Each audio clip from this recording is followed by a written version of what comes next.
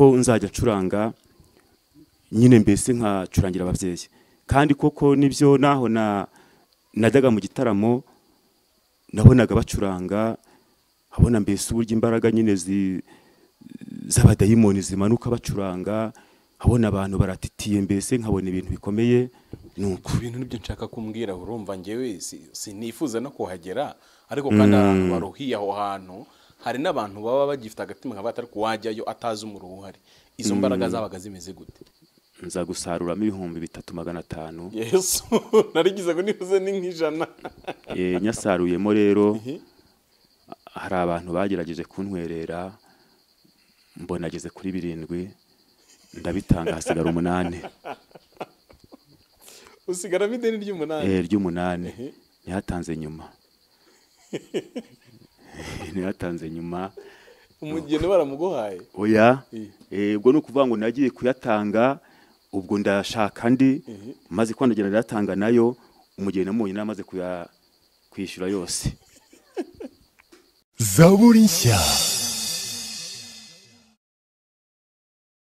Amahoro y'Imana kuri wowe ukurikiza Zaburi nshya muri kano kanya amazina yanjye ni Twasabyeyezu Pamphile uyu munsi ngize umugisha wo kujya ahantu ni kure nakoze urugendo rurerure ariko ndashima Imana ko yampaye kuhagera amahoro kuva Kigali ukaza hano mu Rutsiro nagiye mbona amakorosi hari ibyapa nabonye mu mategeko y'Imana ntarinzi nabibonye mu karere ka Rutsiro icyapa mu muhanda wigoronzera ukabona neza bakweretse ko bigiye kumera nka zero ugiye gukora ndashima Imana yabanye nanjye muri urugendo hanyuma nkuko mubibona turi kumwe n'umugabo twasuye hano muri aka karere ka Rutsiro nagira ngo tumuhe ikaze adusuhuze yibwira kurikiza Zaburi nshya ndetse anaturangire neza ahantu twicaye ni karibu murakoze cyane nitwa nta mugabo umwe Stefano nkaba ndi umugabo ndubatse nkaba ntuye mu karere ka Rutsiro intara y'Iburengerazuba mu kagari ka Rugasa umurenge witwa gute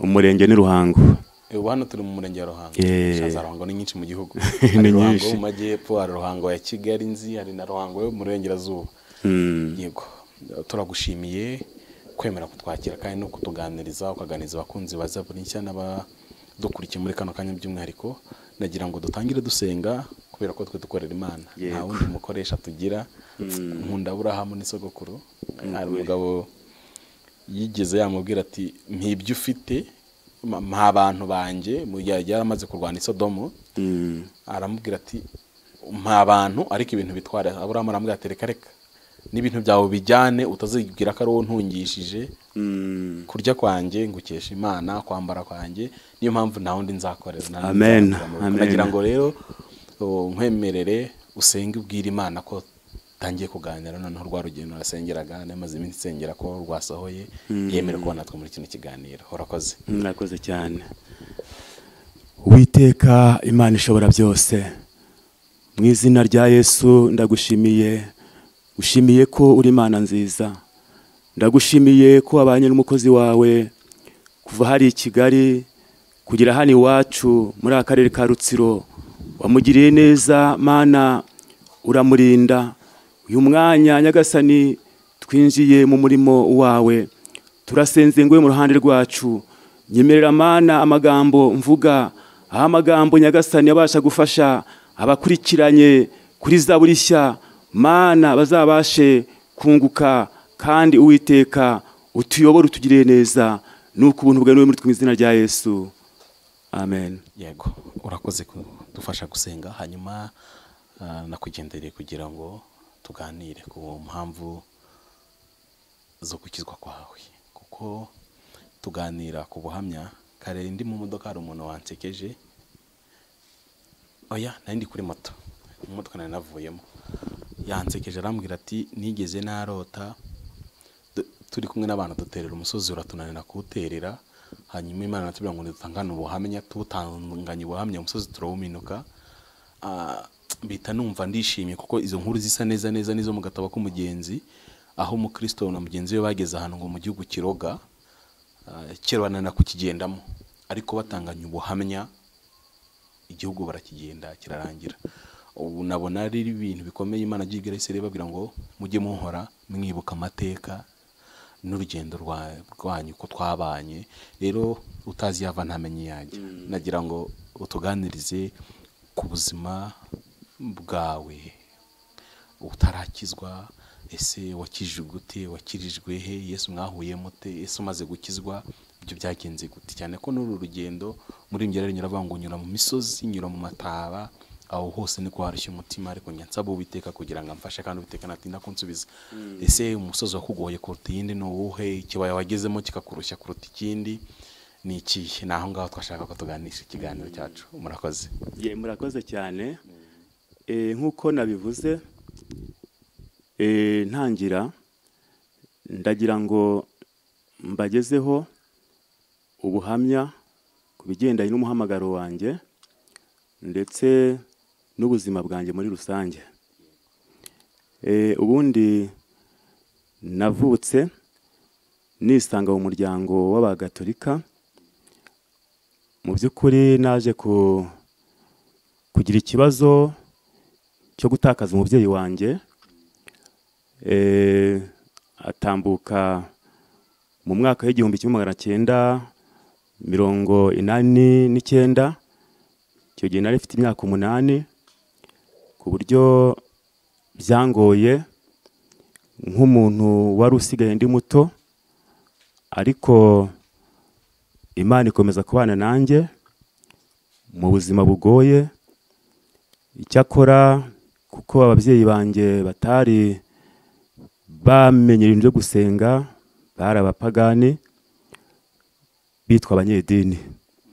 Nimvuga abanyedini, hari abantu babasenga ariko mu by'ukuri batakora ibyo Imana ishaka.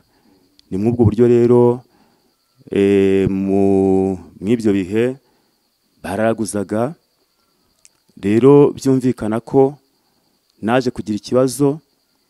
Igihe kimwe ababyeyi banjye bajya kuraguza ahantu, bababwira ko kuba ngira ikibazo cyo kubura amahoro ngo ari ibituruka mu miryango y'abakurambere. Naje rero kumva ari ikibazo kingoye, kuko mu buzima bwanjye mvaga nta mahoro mfite, ariko nibaza uko byazagenda biranyobera. Aho mpangayitse, igihe kimwe naje kuganira n'abantu barambwira bati ariko hari uburyo wakora byibura ukaba wabona amahoro. Ariko inzira bambwiraga ntabwo ari inzira nziza. Numvise bigoye. Ubwo igihe cyarageze numva nibaza icyo nakora, niho mama yaje kumbwira ko hari ahantu yagiye, ubwo ni ukuraguza. Bamubwira ko hari umuntu w'umukurambere umbuza amahoro, kandi ko kugira ngo mbone amahoro ari uko nakwemera mbese kuyoboka iby'abakurambere. Mu by'ukuri numva birangoye, ariko kuko iyo umuntu ari mu mwijima aba yibaza mbese cyamuhesha amahoro cyose, kuko nta nzira y'umucyo narinzi. Naje kwigira inama y'icyo nakora ndakibura, ariko mw'ibyo bihe niho naje kwerekera kwa nyogokuru ubyara mama. Niho baje kunganiza, bambwira ko hari umuntu twari warutuye hafi mu gace k'iwacu w'umupfumu, kandi ko abantu babasha kujyayo akababwira icyo bakora. Cyakora naje guhaguruka njyayo. Ubwo ngezeyo ambwira ko ngo abakurambere bashimye kuba bankoresha. Numva ngize ikibazo. Icyo gihe yambwiraga ko nshobora kuzaba nk'umupfumu nanjye nkaba najya ndagura. Numva ni ibintu bindenze, kuko nari muto. Wari waratoranyijwe?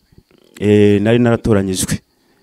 Numva rero birangoye, ariko arambwira ati hari abantu bafite ikibazo nk'icyo cyawe, baza mu gitaramo bakitoza, none wajya uza nawe mbese ukaza mu gitaramo ukimenyereza ibyo kuzakoreshwa mbese n'abakurambere.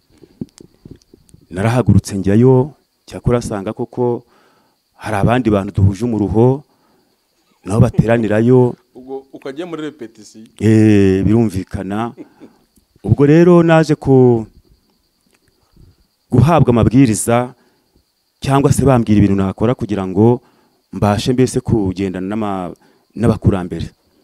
Bambwira ibikoresho ndi bushake, bambwira ko ari ugushaka inanga ya Kinyarwanda, ngashaka n'intebe ya Kinyarwanda ndetse n'inkoni y'icyuma. Bambwira n'umuhoro w'umunyarwanda, umuhoro witwa urunana, sinzi niba mwaba muwuzi. Agahoro k'urunana bari agahoro gakoze mu gaferabeto gatoya karekare. Bakunze kukitabona umunyarwanda, ni agahoro mbese hasi kaba kigondoye, ubwo aba ari karekare. Ubwo rero naje kugerageza kumva ko ngomba gushakisha ibikoresho. Inanga ababyeyi barayishaka iraboneka, ndetse n'iyo nkoni y'icyuma barayishaka. Ubwo inkoni y'icyuma bimeze ni agaferabeto nako mbese kaba nyine mbese kakuma, birumvikana. Nuko muri make rero nari ndimo nyine numva ko ngiye kugendana n'amabwiriza nkora ko nabona amahoro. Ariko nakomeje kugira ikibazo nibaza ibyo bintu nk'umuntu ukiri muto, dore ko nari mfite imyaka 16. Nibaza ibyo bintu rwose uburyo nzabikora bikanyobera nk'umuntu ukiri muto. Nari menyereye kubona abantu b'abapfumu bakoreshwa nabo bakurambere, ari abantu bari abakecuru n'abasaza, nkumva afite ipfunwe. Ariko bitewe nuko nta kuntu nari kugenza, narabyemeye ndabikora. Cyakora mw'iyo minsi nari ndimo ngenda nimenyereza, niga ibyo gucuranga, dore ko ntari nzi n'ibyo gucuranga. Ariko barambwiye bati ni ugutangira kujya biga gucuranga kugira ngo uzajye ucurangira abakurambere. Ubwo rero ntangira kujya nimenyereza gutyo. Uwo mupfumu yarazi gucuranga akabikwigisha? Uwo mupfumu ntabwo yari abizi. Umupfumu w'umudamu ntabwo yari abizi, gusa arambwiye nzayigure nyishyire mu rugo, noneho ngewe nzajye nimenyereza ndi mu rugo. Ubwo rero ambwira ko mbese n'undi muntu uzi gucuranga najya mubwira akanyigisha, ku buryo mbese nakwimenyereza no gucuranga, ko nzajya ncuranga nyine mbese nkacurangira ababyeyi. Kandi koko nibyo, naho najyaga mu gitaramo nabonaga bacuranga, habona mbese uburyo imbaraga nyine z'abadayimoni zimanuka bacuranga, habona abantu baratitiye, mbese nkabona ibintu bikomeye. Nuko ibintu nibyo nshaka kumbwira. Urumva ngewe sinifuza no kuhagera, ariko kandi abantu baruhiye aho hantu, hari n'abantu baba bagifite agatima nka batari kuwajyayo atazi umuruho uhari. Izo mbaraga zabaga zimeze gute? Nabonaga abantu bacuranga, nkabona mbese barashigutse, baratsamuye, mbese nkabona ari ibintu mu by'ukuri biteye ubwoba. Nk'uko ducuranga mu rusengero, hanyuma abantu bakagira ibihe byiza, bagafashwa umwuka barakamanuka, bavuga mu ndimi bakazivuga, abasimbuka bagasimbuka. Namwe nuko byagendaga? Mbese urebye muri make ni ukwenda ibyo byo nyine ari iby'imyuka mibi, ariko naho wabonaga mbese bacuranga, ukabona mbese izo mbaraga z'abadayimoni zirafashwa n'umuntu w'umukobwa, mbese arasimbutse bakasepfura, mbese ukabona ari ibintu biteye ubwoba. Nuko ubwo rero mu gihe nari nkiri mw'ibyo ngibyo, aho twari dutuye hari abapanikote batuye aho hafi, nza kumva ko haba amasengesho, bagiraga icyumba. Niyumvisemo ko najya kureba uko basenga. ngezeyo turabana mu masengesho. Icyakora numva ndabikunze, ariko natekereza nanone ibyo nabwiwe n'uwo mupfumu, nkumva mbese ndi murungabangabo. Vuga ni se nareka biriya nabwiwe byagenda gute? Ubwo rero naje muri icyo gihe ndi murungabangabo gutyo, Imana yaje gukomeza gushyiramo umuhati n'ubundi wo kujya gusengera kw'abo baturanyi, nkajya njyayo nkasengana nabo. Ngeze aho numva muri nge hajemo ijambo, mbese numva ko Imana hari icyo yakora ibyo bikarangira. Ariko maze kubyumva ntyo, naratashye, none umutima nkumva urimo unjya marisa, nanone biriya bintu nindamuka mbiretse ko byazagiraho ingaruka. Numva ngize ikibazo. Ariko kuko Imana yashatse umuntu, iba yanamushatse, cyane ko ubuzima nari mfite nk'uko nabivuze bwari bungoye, cyane ko nk'uko nabivuze ntangira nari mfite ubupfubyi, kandi aricyo ntavuze, mama yari umudamu wa kabiri, bigaragara ko yaranoroheje. Nanjye kandi aho mu rugo nari umwana wa gatatu, mbese babiri bankurikira baritabye Imana, kandi bigaragara ko mbese uko nari ndi mu rugo ni nkanjye muhungu wari uhari. Mbese bigaragara ko numvaga nari ikibazo, mvuga ni se koko bizagenda gute. Mama nawe akumva ahangayikishijwe nuko hari njye ari kureba, akambese ngiye kumucika. Ubwo rero nkabona akababaro mama afite, nkumva ni ikibazo nkakabona. Ubwo rero nakomeje kwiyumvamo ko nanjya gusengera ahantu, uko nageragayo nkabona uburyo basenga, nkumva mbese nkumva biramfashije, ariko nta mbaraga zo kwihana nari ndakagira. Imana rero irakarama, igihe cyarageze, numva umutima wanjye hari ikintu kimpase ko ibyo bintu ndimo nabivamo, ndetse numva imbaraga zibaye nyinshi muri nge. Niho naje kwigira, ndavuga ko biri kose ibi bintu ngiye kubivamo. Numva ishyaka rwose mu mutima, ntabwo nzabona ryatutse, ariko ni Imana yashatse kugira ngo intabare. Niho naje kugenda, ngeze mu rugo fata yananga nacurangaga na ya nkoni yari aho ngaho, nahise inanga nyimena, na ya nkoni ndabifata nagira mbishyira muri wese. Ndavuga nti ngiye gusenga Imana, ngiye kwihana, ngiye mu barokore, ibindi byose Imana niyo izandengera.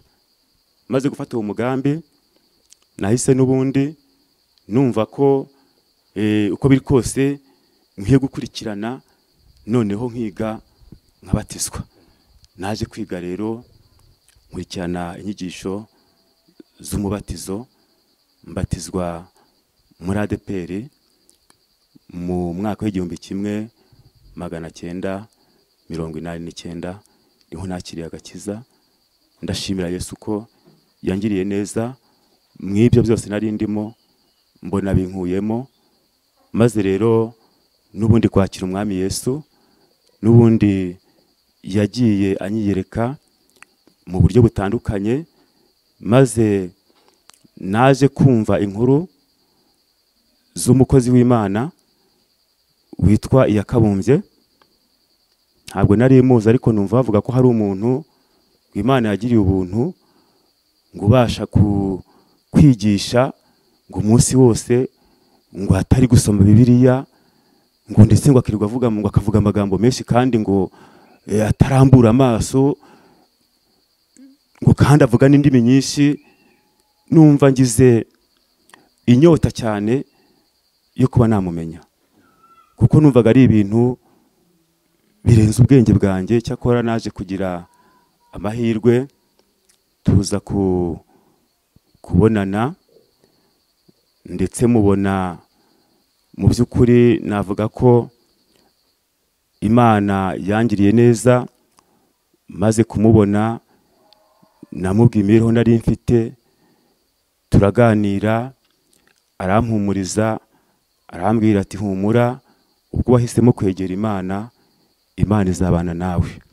Anyereka uburyo. Iyakabumbye yaratuye mu kahe karere, we wari utuye mu kahe karere? yakabumbye yaranatuye mu karere ndimo icyo gihe byari komine Rutsiro, bari bakivuga masegiteri ya Gasovu, uretse ko yari muri serire, mbega ntarindimo, kandi byumvikana ko ku muntu utari umurokore ntabwo inkuru zo mu barokora zimenya, ntabwo nari muzi, ntabwo nari muzi. Nuko ubwo rero tumaze nyine kubonana, amaze kumbwira ati hangane, Imana izabana nawe.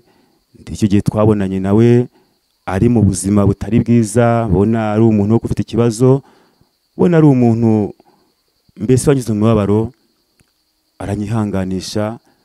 Ndetse icyo gihe nta na Bibiliya nari mfite, yampaye Bibiliya natunze ya mbere niwe yimpaye, arambwira ati ujye usoma ijambo ry'Imana, wite ku ijambo ry'Imana, Imana izakugirira neza. Ndetse no kubw'ibihe nari mfite nyine by'ubukene, agerageza kumfasha no kubona akamaro kujya gusenga byari ikibazo, nabwo ampa n'imyambaro, arankomeza arambwira ati komera, Imana izabana nawe. Nuko ubwo rero naje kumva ngize icyifuzo cyuko n'ubundi nakwinjira muri korari, ariko n'ubundi nkumva nifuje kuba ahantu umukozi w'Imana kugira ngo byibura ngemura hafi ye, mbese angira inama, kuko inama yangiriye yambere ngira akamaro. Nuko ubwo rero ni muri ubwo buryo kuko nabashije kujya mbana nawe. Icyo gihe yafataga ibiraka byo guhingira nk'abaturage ndetse no guhomera nk'abaturage. Ubwo rero ntangira kujya mwegera, bimwe haboneka nk'ikiraka tukagifatanya, tukajyana nko guhoma ahantu, ubundi guhingira abaturage. Mw'ibyo bihe nagize umugisha wo gukunda kuba ndi kumwe nawe kenshi, tuganira, angira inama. Nuko mbese muri make Imana ikomeza kugenda ingirira neza. Yego, hanyuma icyo gihe warukira umusore, ubu watubwira umugabo ufite umudamu n'abana, gushaka ko umukene umeze nkawe byari bimeze gute icyo gihe? Waje kurambagiza gute? Washatse uti? Murakoze cyane. N'ubundi nk'uko nabivuze, uwo mukozi w'Imana namugireho umugisha. Tukimara kubonana yarambwiye atumva rero wa muhungu we, dore Imana ikugiriye ubuntu, uciye bugufi, woroheje, ariko uzashyira Imana imbere. Ni ijambo yampaye, yenda sindi ujye kurisoma, abankurikiye barisoma. Ni Zaburi ya 16 umurongo wa 8. Ijambo ryavuzwe na Dawidi bati nashyize Uwiteka imbere yanjye iteka, kuko ari buryo bwanjye sinzanyeganyezwa. Arambwira ati uzashyira Imana imbere, uzashyira Imana imbere. Nuyishyira imbere izagukorera byose, nuyishyira imbere nta kitazakora. Ndetse arambwira ati Uwiteka yita ku batagesha inge na rugero. Kuba ufite ikibazo uciye bugufi, uzirinde kunyura mu nzira zitari nziza, ushatse kwicira inzira, Imana izakurengera. Mw'ibyo bihe koko niho yatangiye kunganiriza, ambwira ku kintu cyitwa ubushake bw'Imana, ambwira ko umuntu ategereza Imana, Imana ikamugirira neza. Numva ndabikunze, ndavuga nuko biri kose, ni Imana izi ko nzubaka urugo, niyo nziringira, ubwo izanyubakira urugo. Waje kurambagiza ute? Waje gushaka uti? Ko biri kose naje kugira umugisha. Navuga ko ari umugisha kuko naje kumva muri nge hajemo igitekerezo, bitewe nuko maze kwakira agakiza hari icyo ntavuze ariko hari ikintu Imana yankoreye cyo kugira abantu bansura ariko bakajyaza kunsura mu rugo bitewe n'uko ababyeyi batakizwaga, ibi byo kubona uko mbakira bikangora. Ndetse hakaba n'igihe ababyeyi bavuze ati se abo bantu bagusura ba buri gihe mu by'ukuri baba baje gukora icyanga, ndetse hakaba n'igihe ati se abo bantu uzajya wakira abantu baduhinguriye, mbese nkumva ni ikibazo. Ubwo rero numva ntajya vana ariko Mana koko wazampa urugo yenda ku buryo nazajya muri ko nakira nanjye abashyitsi bakansura iwanjye. Mw'ubwo buryo rero ni ukuvuga ngo Imana yarabyumvise ko buri Imana irakomeye. Niho naje kuba igihe kimwe ndi kumwe n'umukozi w'Imana, ariko nene namenye ko ku muntu w'Imana abasha kugisha Imana inama ikamuyobora. Ndamubwira se mukozi w'Imana wansengeye nkamenya umugambi Imana ifiteho, niba ishaka ko ngira urugo ko mbona ubuzima ndimo bungoye. Ndibuka twari ahantu turi mu kiraka, twari turi guhoma inzu y'umuturage, niho yambwiye ati turaza gutaha tuze kubishyira imbere y'Imana tumenye icyo Imana ibivugaho. Kuko twaje gutaha nk'uko nabivuze, umukozi w'Imana yanyitagaho, yaje kuza mu rugo aho nyine narindi mbana nyine aho nyine mu rugo iwacu, dufata agahe ko gusenga Imana. Nuko Imana rero yaje n'ubundi kungenera umufasha, umufasha kandi mu buryo rwose ntarondoye, nk'abantu bazi ko Imana ivuga. Imana yaravuze, ndayibona ko ari Imana ivuze. Umukobwa ntarinzi nawe utarunzi, Imana ibimenyetso rwose, Imana ibicira inzira. Ubwo byabaye ngombwa ko n'ubundi ntangira ubukwe, ndasaba mu buryo bugoye. Mu buryo bugoye. Icyo gihe hari uburyo watubwiye nabyumvishe ko mushaka kuba mwari abakene pe. Hanyuma rero ubwo bukwe bw'uwo mukene ukijijwe byari bimeze bite? Ndabona ukiri muto, sinzi niba umugore n'umwana. Hari umushinga wigeze kubaho bitaga Jebeka, hari mu ishyamba rya Gishwati kera. Umushinga rero abantu bajyaga gukora batera imicaca, umuntu yakoraga 100 ku munsi. Ubwo rero byaje kuba ngombwa ko njya gushakisha akazi kugira ngo mbone uko natangira ubukwe. Nagiyeyo akazi ndakabona, kuko nari maze kumenya ko Gishwati nkurikije ahantu nayibonye nza. Gishwati ubwo ni harana uturuka ku Gisenyi uzina hanyine. Yego. Ubu wavaga muri inaho ukajya Gishwati ryiriya? Uko biri kose igice ndimo aho hari mu cyahoze ari komine Giciye, twavaga aha mu Rutsiro tukazamuka tukagera aho muri Giciye.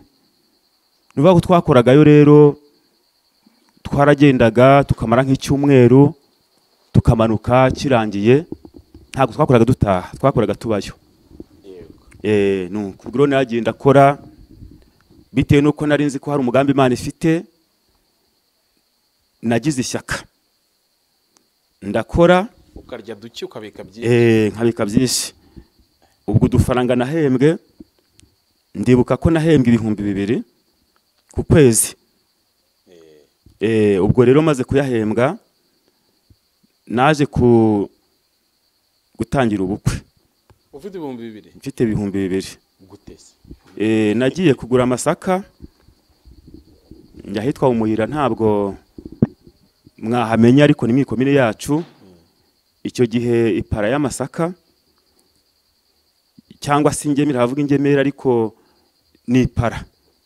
ni para yenda sinzi imvugo Ubundi mukoresha nk'igisorori.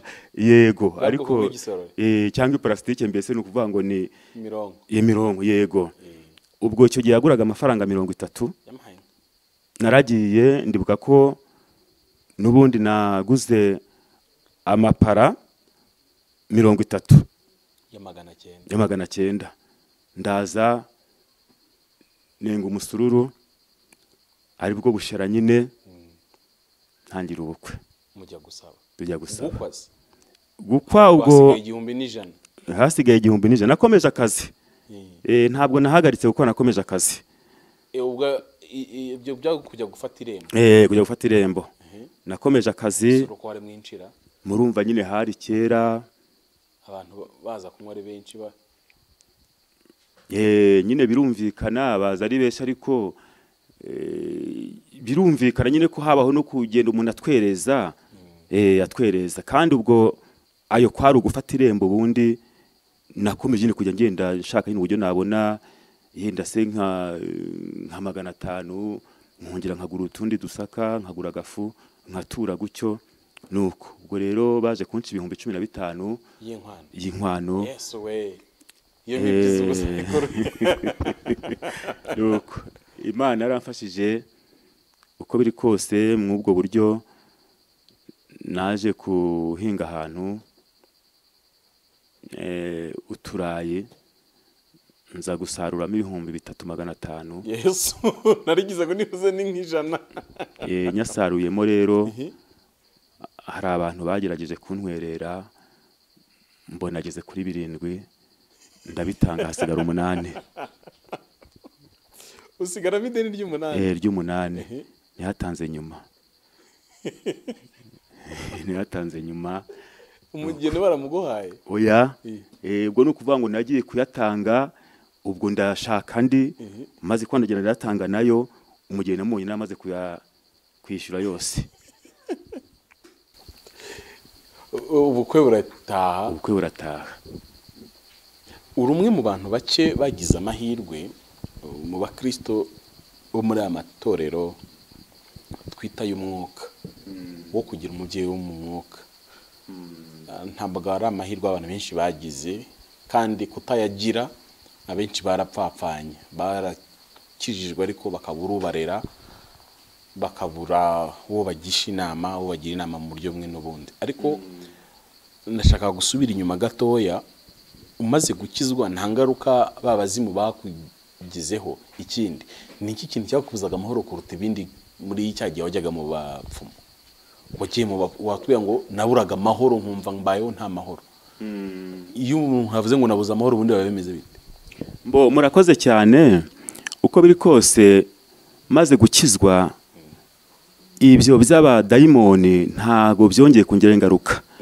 amahoro naburaga nk'uko mumbajije nakunda kuryama nkumva ndotaguzwa hakaba n'igihe mbese nk'umuntu avuga ati ko twinshi runaka mbese yaraye n'undashikagurika mbese avugishwa mbese ni ukuvuga ngo nkumva nta mahoro wararyamaga ibizimu bikaza nijoro karara ushikagurika ubwo ni ukuvuga mbese yari iyo myuka mibi nyine ku buryo hari naho nabaga ndi nagiye gukorana n'abagenzi banjye bakambwira bati kuki ubushikagurika mbese ariko njye ntabyo nyine mbasha kumenya basinzira bakumva urimo urarwana uhaguruka wiruka hari abantu bajya babyuka n'ubundi nijoro akabyuka akagenda atazi niyo agiye rimwe ugasanga yakonze urukuta kuko urumva inanga y'abandi bayitaye muri toilette ntabwo byigeze bigaruka ngo bavuga ati byagenze gute oya ntabwo byagarutse nagize amahirwe nk'uko nabivuze maze gukizwa nahise menyana n'uwo mukozi w'Imana dore ko nk'uko nabivuze nari nakijijwe ntaramumenya ariko tumaze kumenyana arandera ndetse numva nkeneye kuba hafi ye ubwo tukadukora n'iyo mirimo turi kumwe ariko numva ngize n'ikibazo cyo kuba naririmba muri korali aririmbamo nza kubisaba ariko bitewe n'uko umudugudu nasengeragaho atari we yabarizwagaho we ntago babinyemerera abayobozi bavuze ati surajya kuba muri korali iri ku mudugudu udasengeraho nuko ubwo rero numva nabyo biranze, ariko nigira inama ndavuga nti kubwo umugisha ngirira kuno umukozi w'Imana, mbese kugira ngo mwiyegereze hafi mu murimo, ngiye kujya njya gukora mwiriya korari nubwo ntayirimo, yakoraga ibyate iyo korari, bafata icyati cyo guhinga nanjye nkajyaho nkirirwa nabo turi guhinga ariko ntari mu iyo korari, bafata nk'inzu yo guhoma nkajyayo nkirirwa nabo. Ubwo korari zo mu cyaro kwa ngo zibona amafaranga nuko bareba umuntu ufite ahantu ho guhinga akamuhingira, ubwo akaba ayo babonye akaba ari wo musanzu wa korari, ari wo musanzu wa korari. Nuko twagiye kubaka inzu nuko buzima babayeho, nuko byari bimeze kandi n'ubu nyine benshi nta niko bimeze. Kugira ngo tubone amafaranga nta no gukora. Ubuzima bwaje umukobwa w'abantu maze kumuzana mu rugo, nkaje kubaho gute? Uko biri kose rero Imana ntibura kugenza, ntibura kugenza, yabanye natwe, ndetse muri icyo gihe hari amasezerano Imana yamaga ivuga ati nzabana nawe. Nibwo ikakubwira gutyo? Nzabana nawe rwose, rimwe nkaryama nkabona nko mu nzozi kuko mbona hari ibyo Imana ikora. Nuko ubwo rero uko biri kose ejo ni heza, uko biri kose Imana ntibeshya, namaze kumenya ko Imana itabeshya, nkumva ndabyizeye. Nuko ubwo igihe cyaje kugera, cyakora urugi rurakinguka, mba ninjiye muri korari Witsemba, umukozi w'Imana yanabagamo. Noneho ngira umugisha cyane kurutaho kuba hafi mbese neza ahantu turi gukunda kubana, ndetse no kugira mbese ibihe byiza cyane, kuko nageze mu iyo korari sanga bakunda kugira ibihe byo gusenga, bahabwa inyigisho mbese zo kubafasha mu by'ukuri, mbega zafasha umugenzi. Nuko ubwo rero ngenda Imana ifasha. Nuko ubwo rero umuntu uko mubivuze, umudamu twaje kubana mu buryo bwa gikene, ariko nawe kuko yari umukozi w'Imana, dore ko namuzanye nawe ari umuririmbyi, araza ngira n'umugisha ahita yinjira muri korari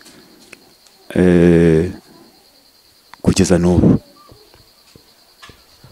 Muri uru rugendo tunyura mu misozi no mu mataba, ni nk'irihe taba ryaba warigeze ukageramo ukabwira Imana uti iri taba riragoye, numfasha nkarivamo amahoro? Mukristo ngo yageze mu gikombe cy'igicucu cy'urupfu haramugoye, mu gikombe cy'ishidikanyamana haramugoye, umusozi biruhanya wamugoye kwawo, buri kintu cyose cyagiye kimugora ukwacyo, ari umusozi ukamugora, ari n'ibibaya bikamugora. Umaze gukizwa ni iki kintu cyakugoye kuruta ibindi, ukavuga uti ino ntambara yo narayirwanye, mbwira Yesu nti nuyirwana? Byari byagenze gute icyo gihe? Murakoze. Ni koko umuntu amaze kwinjira mu gakiza ahura n'intambara zitandukanye. Namaze kugeramo, dore ko nubwo nge numva ko ngize amahoro, ariko imiryango yo naravukiyemo bari abantu batabyumva, kandi Imana yari impamagaye mw'uwo muryango nta bandi bantu barahamagarwa. Ubwo rero nagize ikibazo cyane ko abari inshuti zanjye bamvuyeho, ndetse abantu bavuga ati uriya muhungu rwose abaye ate, agiye mu idini y'abasazi, babitaga abasazi. Ubwo rero ngira ikibazo, ariko bitewe nuko numvaga hari amahoro mbese mu mutima Imana yampaye, nkumva afite ihumure, nkabona ko biri kose ibintu nubwo bimeze gutya, inzira nanyuzemo ni nziza. Mwavuze mutangira ku gatabo k'umugenzi, hari umukozi Imana twari duturanye, aho gatabo arakantiza, ndagasoma, mbona urugendo rwa Mukristo amaze gutangira urugendo, ibyo yahuye nabyo, nge nabonaga ibyo ndi guhura nabyo mbese nta ari byoroshye cyane. ubwo rero ibyazaga nkumva ndihanganye, ariko bwo habonetsemo byinshi, dore ko nubwo maze kubaka urugo nagize ikibazo kirankomerera. Ubwo umudamu imyenda yari yatahanye, mbese iyi myenda nyine ibirongoranwa,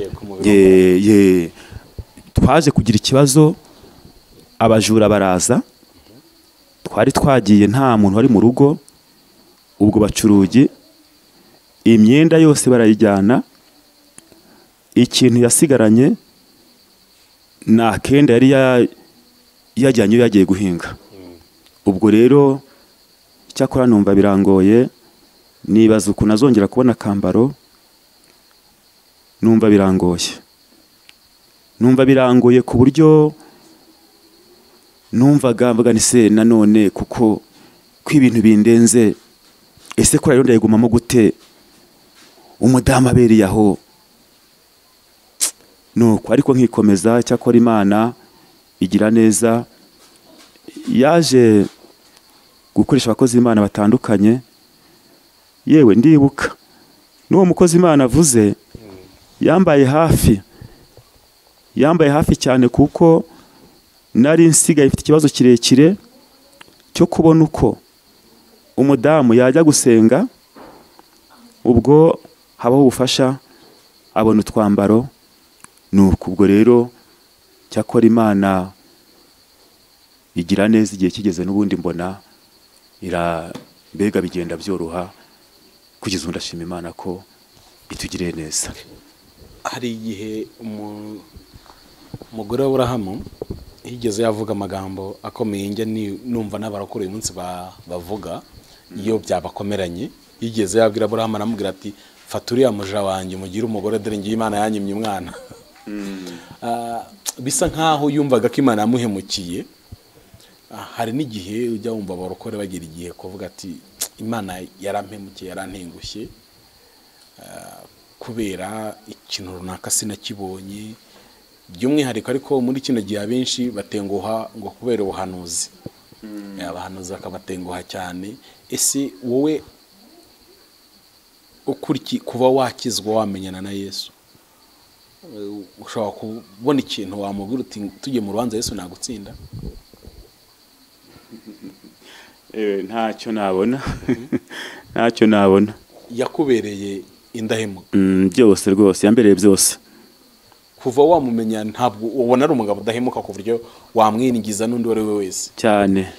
Nk'umuntu uri muri gihe yumva Yesu yamuhemukiye, wamubwira iki? Icyo namubwira ko Yesu adahemuka rwose, ahubwo hari igihe yenda umuntu uko we yiyumva, yenda yumva hari iby'Imana itamuhaye, ariko igihe kitaragera, kuko Imana ibintu byayo ibijyana muri gahunda. Hari igihe umwana w'umuntu we genda aba yifuza ibintu mu gihe runaka, ariko atari ko Imana yo ibibona. Wenda mbere yuko dusoza, hari nabibonye mu rusengero mu kanya twari turi, nabonye umuyobozi wa Witsemba. Nsobanura rero ukuntu Imana yaje kukuzamura mu ntera ugasumba iyakabumbye ari we mubyeyi wawe. Ese we yabyakiriye ati ni ikibazo mba nzamubaza tuganira, ansobanurira ati ngewe nareze umwana, uyu munsi niwe muyobozi wanjye. Benshi tubona muri bira bagiye barerwa, Yosuwa yarezwe na Mose, Elisa yarezwe na Eliya, Timoteyo yarezwe na Paulo yarezwe na Barinaba, ariko n'ubundi ukabona ntabwo bakunda gusumba babareze. Uyu munsi uri perezida wa Witsemba, yakabumbye n'umuririmbyi wawe. Byagenze gute byo? Umunsi biba wabyakiriye gute? Murakoze.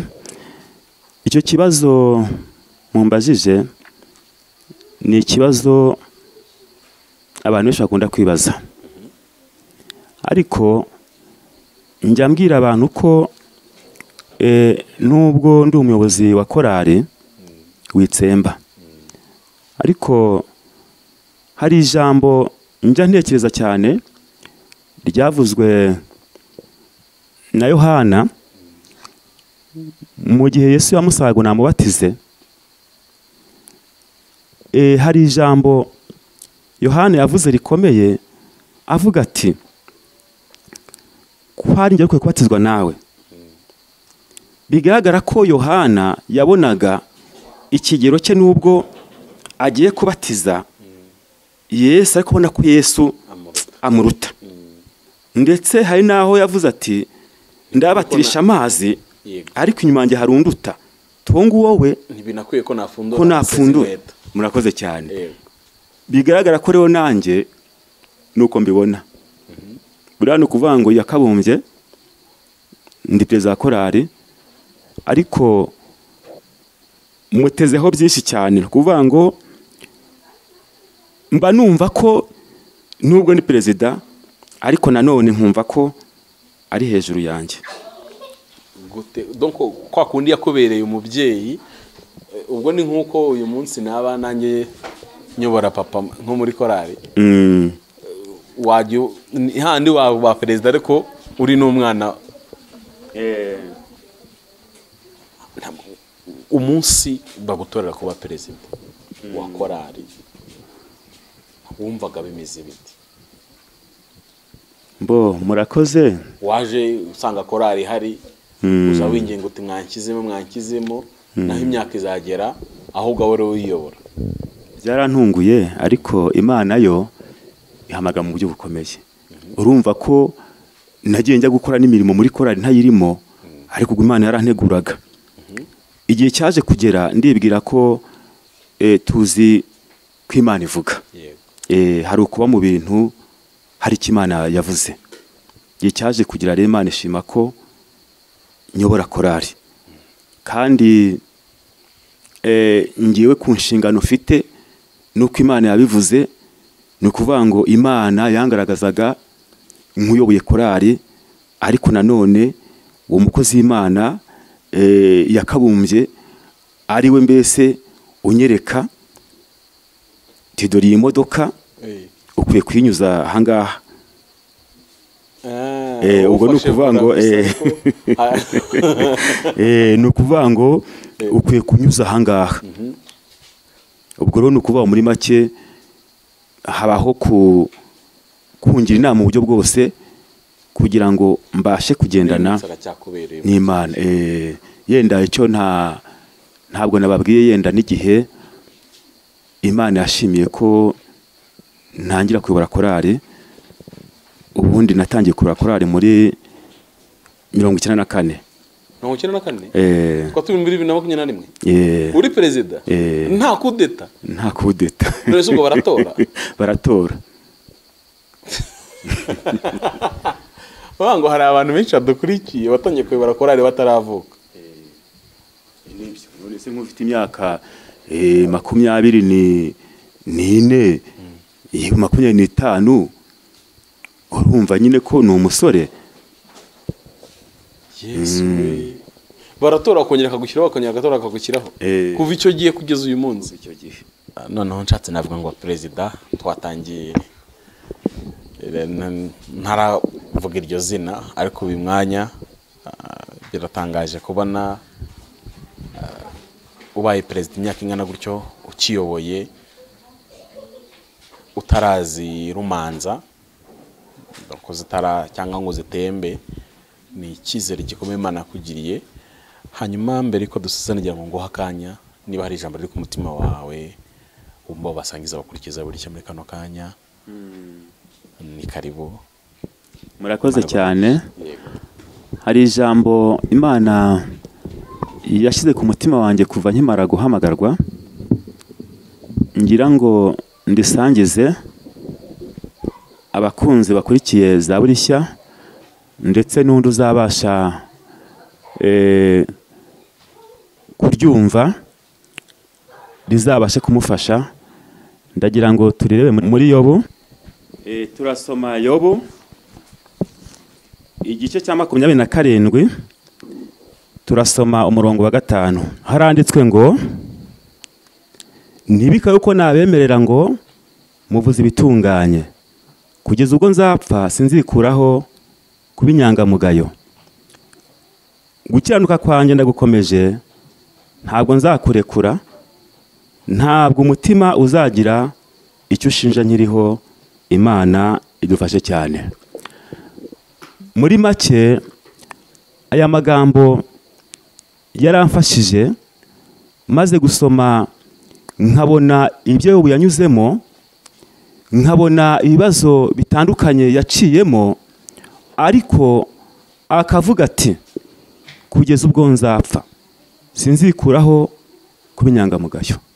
Yobu bigaragara ko yari afite ibibazo bimukomereye ndetse bigoye, harimo kuba inshuti ze zamuvuyeho, yewe n'umugore we yari yaramusize aragenda, ubutunzi bwari bwaragiye kera, ndetse n'umubiri wari waramushizeho.